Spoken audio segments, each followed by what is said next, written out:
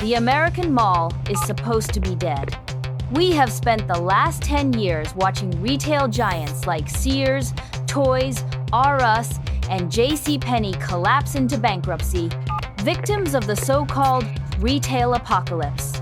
But amidst this graveyard of empty storefronts, one company isn't just surviving, it is pulling off one of the most unlikely comebacks in Wall Street history.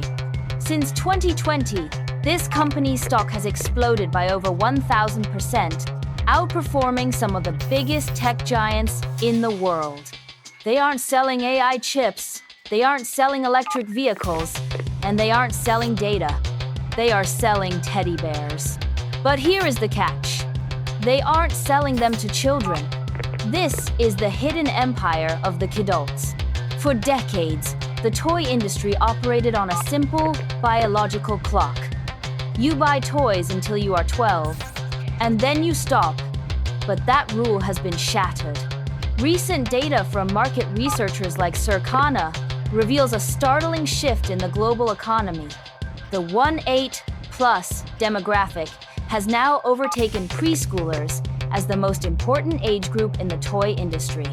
We are talking about a market worth nearly $7 billion a year where grown adults are buying toys for themselves. And no company has weaponized this psychological shift better than Build-A-Bear Workshop. To understand how insane this pivot is, you have to look at where Build-A-Bear was in 2012. It was a failing mall retailer stuck in the birthday party trap. If a child didn't have a birthday, parents didn't visit. The company was bleeding cash, and critics pegged it as the next casualty of Amazon. Enter CEO Sharon Price John, who realized that the company's problem wasn't the product, it was the audience. She didn't try to fight the internet. She decided to use it to target a completely different consumer one, with a credit card and a desperate need for nostalgia. The turning point was subtle, but it hit like an earthquake. It started with Baby Yoda. When The Mandalorian dropped, Build-A-Bear didn't just stock a plushie. They marketed it as a high-end collectible to adults who grew up on Star Wars. It sold out instantly. This proved a thesis that would change the company forever. Adults don't want cheap toys. They want transitional objects. Psychologists tell us that in an era of high anxiety, economic uncertainty, and remote work, millennials and Gen Z are using nostalgia as a form of self-medication. A $50 bear isn't a toy anymore. It's a dopamine hit. Build-A-Bear took this data and built a shadow brand within their own company. They launched the Bear Cave and the After Dark line, an age-gated section of their website explicitly for adults. You won't find generic teddy bears here. You will find a Deadpool bear, a Matrix bear, and even bears holding bottles of wine. By collaborating with massive IP holders like Marvel, Harry Potter, and Stranger Things, they transformed their stores from children's playgrounds into pop culture boutiques. Today, nearly 40% of their total sales come from teens and adults. They successfully gentrified the teddy bear. This strategy has insulated them from the death of the mall because they are no longer just a store.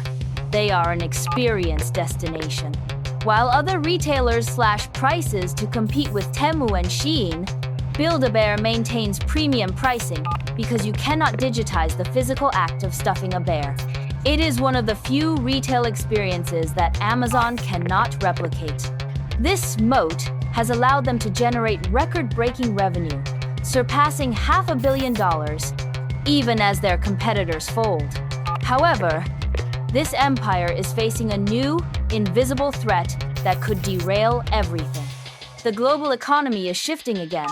With new trade policies looming, Build-A-Bear has warned investors that tariffs on imported goods, specifically from China, where much of the plush manufacturing happens, could cost them upwards of $11 million in fiscal 2025. This is the dark side of the empire story. When you build a business model on affordable luxury, a price hike caused by a trade war can pop the bubble. The question now is whether the nostalgia economy is recession-proof. Will a 30-year-old still pay premium prices for a Deadpool bear when their own rent goes up? Or is the Kidult trend just a bubble created by pandemic stimulus checks and boredom? For now, the numbers say the trend is here to stay. Build-A-Bear has proven that we might be getting older, but our wallets are stuck in childhood. And as long as the world feels chaotic, there is a lot of money to be made in selling us a little bit of comfort.